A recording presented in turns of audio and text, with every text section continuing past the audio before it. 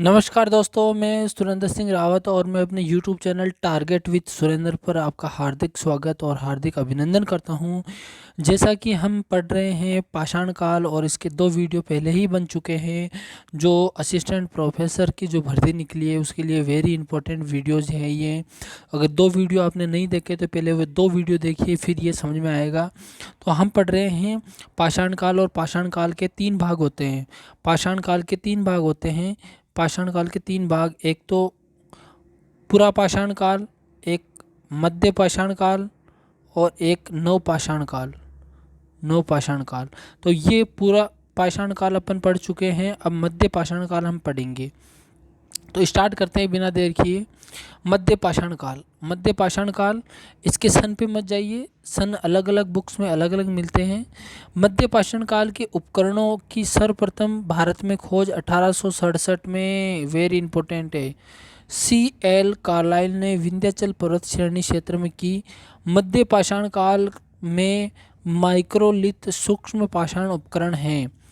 बागोर राजस्थान और आदमगढ़ मध्य प्रदेश, जिला होशंगाबाद से 5000 ईसा पूर्व वेरी इंपॉर्टेंट है के आसपास पशुपालन के सर्वप्रथम साक्ष्य प्राप्त होते हैं। ये सारी बातें इंपॉर्टेंट है। माइक्रोलिथ सूक्ष्म पाषाण उपकरण इसकी विशेषता है। सर्वप्रथम मध्य पाषाण काल के उपकरणों की खोज किसने की? तो C.L. कार्लाइल ने। कहाँ कब की? 1867 से। कहाँ की? विंध्याचल पर्वतमाला में।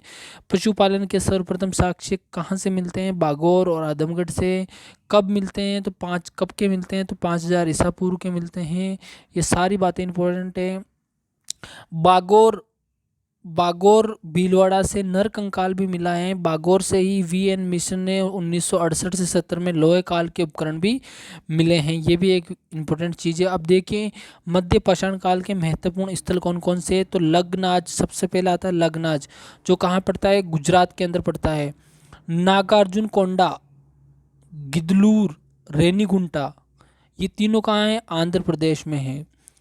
संगनकल्लू बेल्लारी कर्नाटक में है। तिन्नय वैली तमिलनाडु में है। वीरबानपुर बर्धमान पश्चिम बंगाल में। यहाँ बीबी लाल द्वारा खोजा गया है। यह बीबी लाल द्वारा खोजा गया है।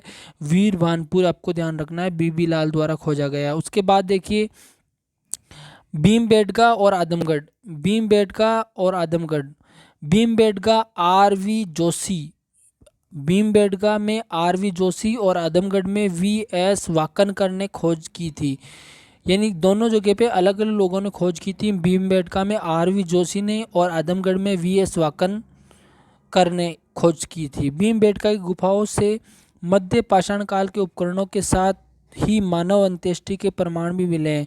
यानी मध्य पाषाण काल के उपकरण तो मिले ही मिले हैं, वहाँ से मानव अंत्येष्टि के प्रमाण भी मिले हैं।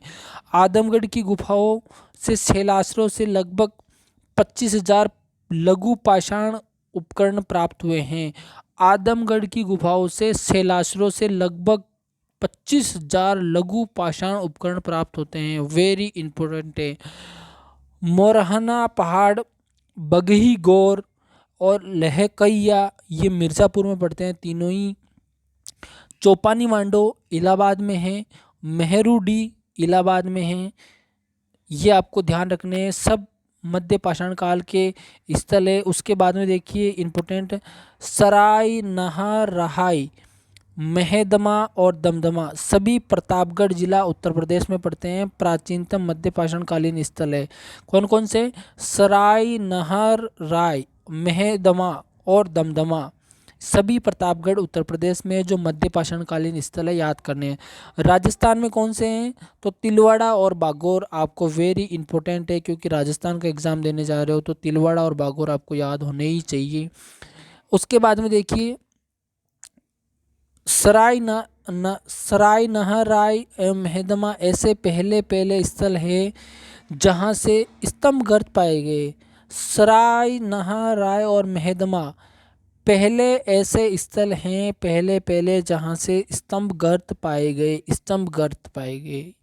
महेदमा से हड्डी के आभूषण, महेदमा से हड्डी के आभूषण और तथा स्त्री मेहदमा से हड्डी के आभूषण और स्त्री और पुरुष की युगल समाधि भी मिलती हैं। वेरी इंपॉर्टेंट है। मेहदमा से हड्डी के आभूषण और स्त्री और पुरुष की युगल समाधि। सराय नार राय से मानवीय आक्रमण के और युद्ध के महत्वपूर्ण साक्ष्य प्राप्त होते हैं। भारत में मानव के अस्थिपंजर का सबसे पहला अवशेष प्रतापगढ़ से सरायनहार और मेहदमा स्थान से प्राप्त हुआ है, जो मध्य पाषाणकालीन है। तो मानव अस्थिपंजर का सबसे पहले अवशेष प्रतापगढ़ के सरायनहार और महादमा स्थान से प्राप्त होते हैं, जो पाषाणकालीन हैं। यहाँ की कब्रों से अंत्येष्टि संस्कार विधि का पता चलता है। यहाँ यह महत्वपूर्ण है कि भारत से आदि मानव के जीवाश्म नहीं मिले हैं। उसके बाद में देखिए, मध्य पाषाण काल में पालतू जानवरों में कौन कौन से हैं। मध्य पाषाण काल में पालतू जानवरों में कुत्ता प्रमुख था और गेंडे की हड्डी के प्रयोग के साक्ष्य लग्नाज से मिले हैं। लग्नाज से प्राप्त उपकरण भारत में मध्य पाषाण काल के माइक्रोलिथ उपकरणों के सर्वोत्तम नमूने हैं। तो लग्नाज अपने लिए बहुत इंपॉर्टेंट है। यहाँ से मध्य पाषाण काल के माइक्रोलिथिक उपकरणों के सर्वोत्तम नमूने यहाँ से हमें प्राप्त होते हैं। भारत में अग्नि के प्रयोग का मध्य पाषाण कालीन के अंतिम चरण या नवपाषाण काल में हुआ। भारत में अग्नि का प्रयोग या तो मध्य पाषाण काल के लास्ट स्टेज में या फिर नवपाषाण काल के शुरुआती स्टेज में अग्नि के प्रयोग के साक्ष्य में मिलते हैं। और यहाँ से आप देखिए आगे, भीमबेटका के अतिरिक्त आदमगढ़, प्रतापगढ़ और मिर्ज़ापुर से भी मध्य पाषाण काल के चित्र के साक्ष्य मिले हैं। भीमबेटका के अतिरिक्त आदमगढ़, प्रतापगढ़, मिर्ज़ापुर से मध्य पाषाण काल के चित्रकला के साक्ष्य मिले हैं। अब आता है अपने पास में नवपाषाण काल। फिर मैंने कहा सन पे मत जाइए। नवपाषाण काल, सन इम्पोर्टेंट नहीं, विशेषता इम्पोर्टेंट है। भारत में नवपाषाण काल के स्थल की सर्वप्रथम खोज लेन्मू सूरियर ने 1860 में टोंस नदी घाटी उत्तर प्रदेश में की। भारतीय उपमहाद्वीप में नवपाषाण काल के प्राचीनतम बस्ती 7000 ईसा पूर्व बलूचिस्तान पाकिस्तान में मेहरगढ़ में है। और नवपाषाण काल के कृषि के सर्वप्रथम शुरुआत हुई। इस काल की सबसे बड़ी खोज गेहूं मानी जाती है।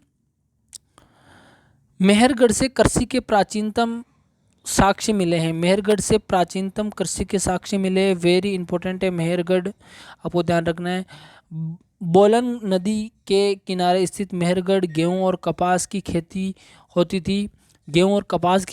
पालतू भैंस के प्राचीनतम साक्ष्य मेहरगढ़ से प्राप्त होते हैं, पालतू भैंस के। इस काल के उपकरण पॉलिश किए हुए पत्थरों के बने हैं। ये पॉलिश किए उपकरणों की संस्कृति कही जाती है। पत्थर की कुल्हाड़ी नवपाषाण काल का प्रमुख औजार था। कश्मीर में नवपाषाण कालीन संस्कृति के प्रमुख स्थल बुरजहोम, वेरी इंपॉर्टेंट, बुरजहोम, गुफ कराल, वेरी इंपॉर्टेंट है। बुरजहोम की खोज 1935 में डी टेरा ने की।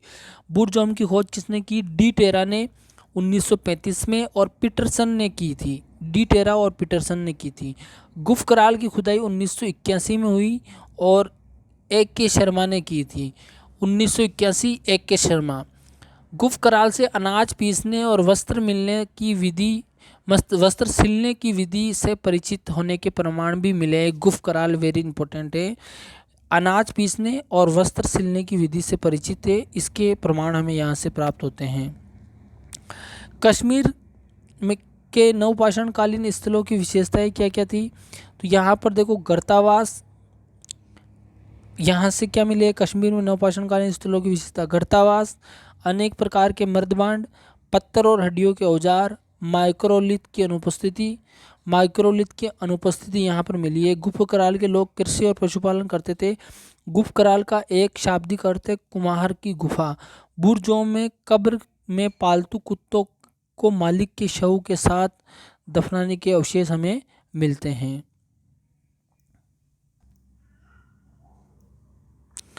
दफनाया जाता था और यह प्रथा भारत के किसी अन्य नवपाषाण कालीन स्थल पर नहीं थी। बुरजहोम के लोग खुरदुरे धूसर मर्दबांड उपयोग करते थे। बुरजहोम का अर्थ है जन्म स्थान। चिरांद छापर बिहार नामक नवपाषाणकालीन स्थल से अत्यधिक मात्रा में हड्डी के उपकरण मिले हैं, जो मुख्य रूप से हिरण के सींग के हैं। चिरांद से पत्थर के उपकरण नहीं मिले, चिरांद से पत्थर के उपकरण नहीं मिले हैं। उसके बाद में देखिए, चिरांद गंगा, सोन और गंडक और घाघरा नदी के संगम पर स्थित हैं। कोल्डिवा, मेहगड़ा और पंचोहो सभी इलाहाबाद में हैं। ये अन्य महत्वपूर्ण नवपाषाणकालीन स्थल है। कोल्डिवा से नवपाषाण काल के साथ ताम्र और लोहे कालीन संस्कृति के अवशेष भी मिलते हैं। कोल्डिवा से बेलन घाटी में स्थित है। कोल्डिवा एकमात्र ऐसा नवपाषाणकालीन स्थल है जहाँ से 6000 ईसा पूर्व के चावल यानी धान की खेती के प्राचीनतम साक्ष्य प्राप्त होते हैं। बेलन घाटी इलाहाबाद के कोल्डिवा, चौपानी मांडो, मेहगड़ा नामक स्थानों से अन्न संग्रह चरण से अन्न उत्पादन चरण में संक्रमण के संकेत मिलते हैं। वेरी इंपॉर्टेंट है। दक्षिण भारत के महत्वपूर्ण नवपाषाणकालीन स्थल कौन कौन से हैं? मास्की, ब्रह्मगिरी, संगनकल्लू, हुल्लूर, कड़ैकल, टी नरसिंहपुर, टेक्कलकोटा सभी कर्नाटक में है। नागार्जुन कोंडा, उतनूर, पलईवोई, संगनपल्ली सभी आंध्र प्रदेश में है। पेयमपल्ली तमिलनाडु में है। ये आपको याद रखना है। दक्षिण भारत में सर्वप्रथम नवपाषाणकालीन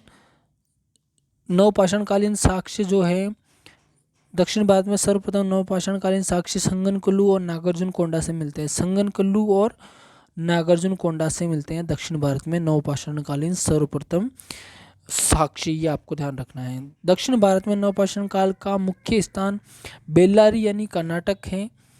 दक्षिण भारत में नवपाषाण काल के स्थलों से विशेषतः कर्नाटक के पिक्कली हल से भस्म के टीले मिले हैं। ये मवेशी रखने की बस्ती के अवशेष हैं। भस्म के टीले मतलब मवेशी रखने की, भस्म के टीले का मतलब क्या हो गया?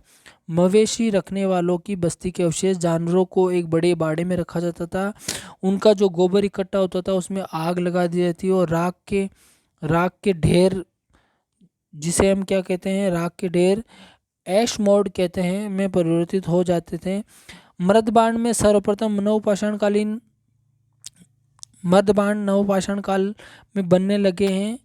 मर्दबाण सबसे पहले नवपाषाण काल में बनने लगे क्योंकि इस काल में सर्वप्रथम खेती की शुरुआत हुई। लोगों को अन्न संग्रहण हेतु बर्तनों की आवश्यकता पड़ी। कुंभकारी सर्वप्रथम इसी काल में दिखाई देती है। आरंभ में हाथ के बनाए हुए गए मर्दबाण मिलते हैं। बाद में बनाने के लिए कुम्हार ने चाक का प्रयोग करने लगे। इस बर्तनों में पॉलिशदार काला मर्दबाण और धूसर मर्दबाण और मंद वर्ण मर्दबाण शामिल हैं। ये सारी चीज़ें आपको ध्यान रखनी है, वेरी इंपॉर्टेंट है। नवपाषाण कालीन जो औजार थे वो कौन कौन से थे? सेल्ट, कुल्हाड़ी, बसूले, छेनी आदि उपकरण थे। नवपाषाण कालीन लोगों की मुख्य उपलब्धियां क्या रही? एक तो कृषि की शुरुआत, बहुत इंपॉर्टेंट है। जानवरों को पालतू बनाना, ये प्रक्रिया मध्यपाषाण काल के अंतिम चरण में शुरू हो गई तथा पशुपालन से थोड़ी बाद में कृषि की शुरुआत हुई। थोड़ी बाद में किसकी शुरुआत हुई? कृषि की। ये मुख्य आपको याद रखना है। उसके बाद में स्थिर ग्राम्य जीवन, ये तीसरी विशेषता आपको ध्यान रखनी है। नवपाषाण काल के लोग रागी और कुल्थी उगाते थे। नवपाषाण काल में नाव का निर्माण भी शुरू हुआ। नवपाषाण के लोग पूर्णतः पत्थर से बने औजारों पर निर्भर करते थे, अतः उनके निवास स्थान पहाड़ियों के आसपास ही होते थे। असम व मेघालय की गारो पहाड़ियों से भी नवपाषाण काल के उपकरण मिले हैं, यह आपको ध्यान रखना है। उसके अलावा आदि चंदलूर में ऐसी बहुत सी कब्रें मिली हैं जिनके शवों की हड्डियों पात्र में रखकर दबाई गई हैं। तो ये सारी विशेषताएं, इस वीडियो को बार बार आप रिवीजन करें, रिपीट करें, तो निश्चित रूप से आपका जो क्वेश्चन है वो सॉल्व हो पाएंगे। और आगे की जो वीडियो है वो मैं अपलोड कर दूंगा। Thank you very much.